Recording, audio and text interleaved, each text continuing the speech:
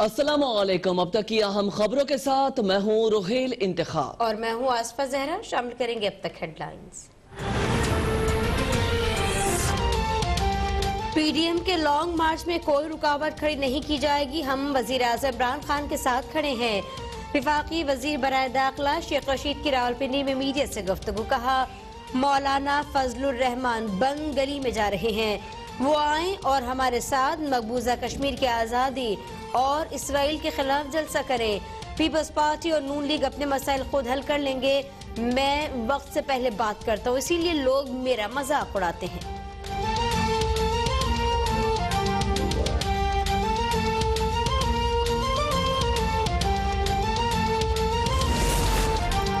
عدم اعتماد لانے کی بات کر کے بلاول نے عمران خان کو آئینی وزیر اعظم تسلیم کر لیا۔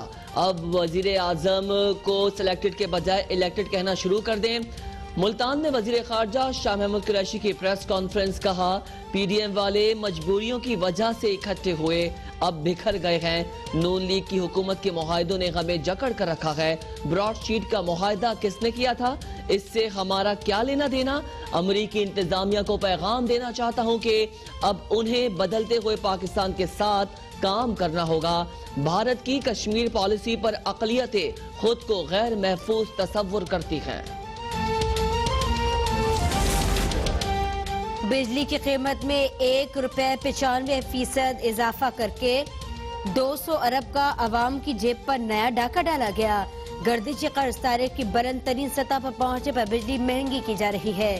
سابق وفاقی وزیر خزانہ اور نون لیگ کے رہنما نفتہ اسماعیل کا بیان، کہا ایل این جی اور گیس سے بجلی نہ پیدا کرنے سے مسائل بڑھ رہے ہیں۔ پی ٹی آئی کے دور میں بجلی کے نقصانات 18% سے بڑھ کر 19.5% پر آ گئے۔ عمران خان کے دور میں بجلی کے بلوں کی وصولی میں بھی کمی ہوئی۔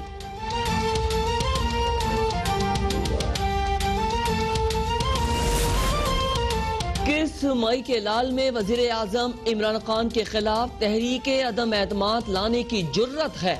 وفاقی وزیر سائنس اور ٹیکنالوجی فواد چودھری کا ٹویٹ، کہا اپوزیشن کے پاس نہ کوئی حکمت عملی ہے نہ ہی کوئی پلان، استعفوں سے شروع ہوئے جلسوں پر رکے، اب وہاں بھی بے بس ہو گئی تو عدم اعتماد کی باتیں شروع کر دیں۔ بولے آپ تا عمر قید اور نااہلی سے بچ گئے تو غنیمت سمجھیے گا، کیا پدی اور کیا پدی کا شوربہ۔ خیبر پختونخوا کی 100% آبادی کے صحت انصاف کارڈز کی سہولت میسر ہے، ہم نے کسی پر احسان نہیں کیا، یہ ہمارا فرض تھا۔ اسلام آباد میں وفاقی وزیر برائے مواصلات مراد سعید کا تقریب سے خطاب، کہتے ہیں این ایچ اے افسران اور جوانوں کے لیے میڈیکل پالیسی کا اعلان بڑا قدم ہے۔ عزیر بلوچ کی جی آئی ٹی پڑھی تو لکھا تھا تھانے بکتے ہیں، جب تھانے بکنے لگے تو معاشرے کو کیسے محفوظ بنایا جا سکتا ہے؟ کرمنلز بھرتی کیے جائیں تو ملک میں جنگل جیسا قانون ہی ہوگا۔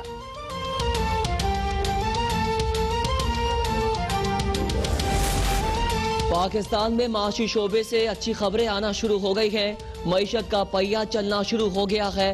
وزیر ریلویز اعظم سواتی کا اسلام آباد میں یو کے پاک بزنس کونسل سے خطاب، کہا اب مشکل حالات سے نکل آئے ہیں، ہمیں سیاسی حالات کی قطعی کوئی فکر نہیں، ہمارے لیے معیشت کے لیے پہیے کو چلانا بڑا چیلنج ہے، ریلوے اپنے نقصان سے نکل آئے گی، اسی طرح حکومت مشکلات سے نکل آئے گی۔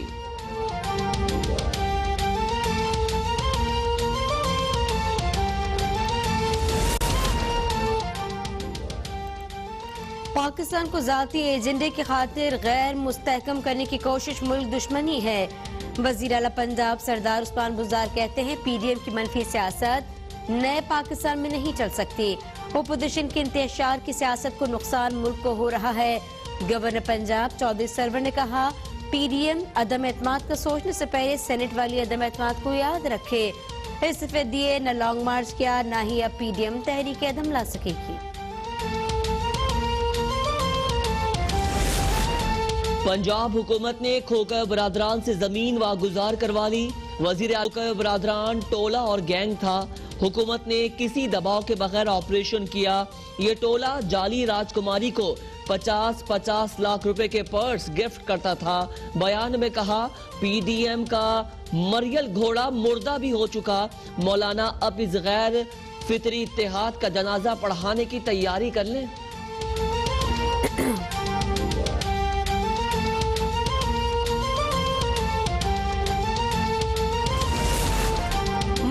کورونا سے مزید 48 افراد جاں بحق، 24 گھنٹوں میں مزید 1594 نئے مریضوں کا اضافہ۔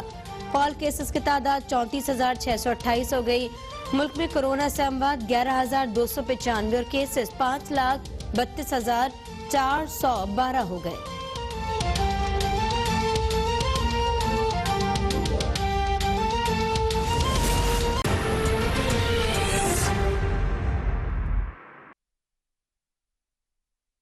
ہیڈ لائنز آپ جان چکے ہیں، خبروں کی مزید تفصیل ہوگی اس بریک کے بعد۔ ہمارے ساتھ رہیے۔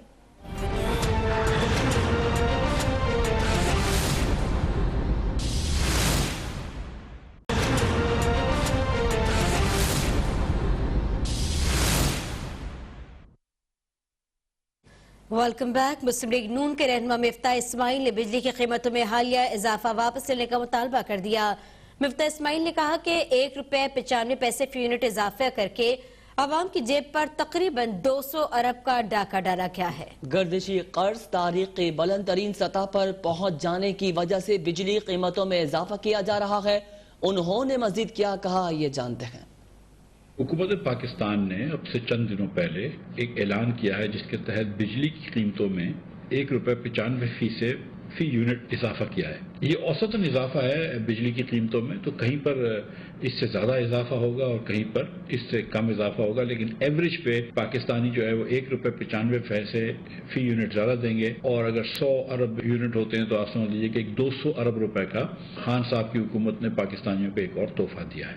حکومت ظاہر ہے ہر بات میں ذمہ داری سے تو آری رہتی ہے، اور اپنے یہ ہر بات کا الزام مسلم لیگ نون پہ دھرتی ہے۔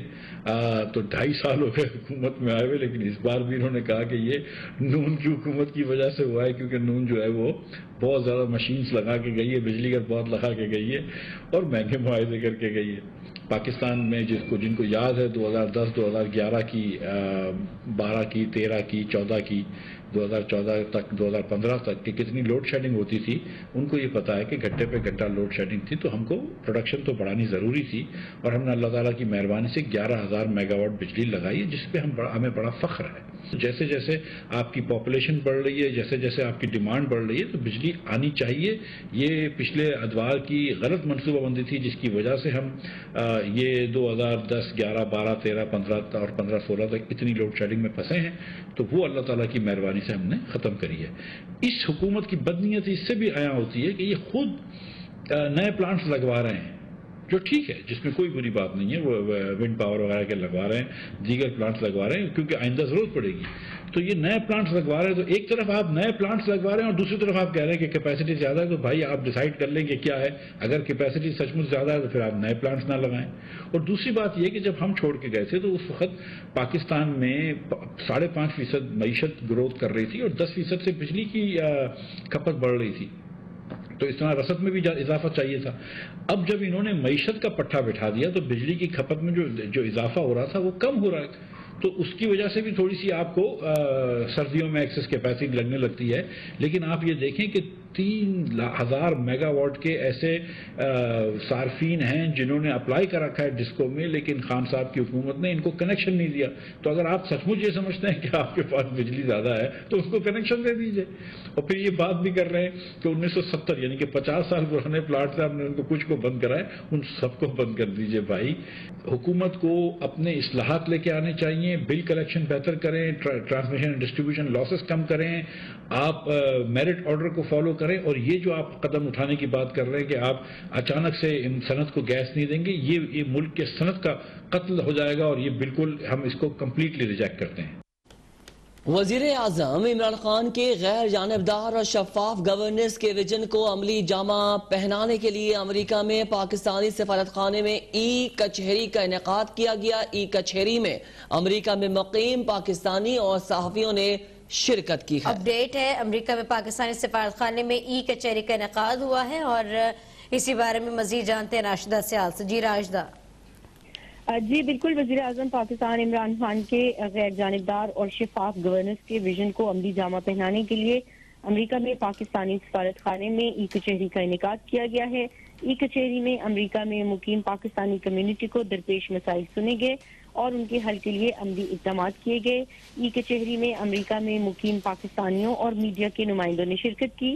اس موقع پر پاکستان کے واشنگٹن ڈی سی میں سفیر ڈاکٹر اسد مجید خان نے لوگوں کو درپیش مسائل سنے اور ان کے حل کے لیے تجاویز بھی طلب کی۔ ای کچہری کا انعقاد ماہانہ بنیادوں پر ہر ماہ کے پہلے ہفتے کے روز کیا جائے گا۔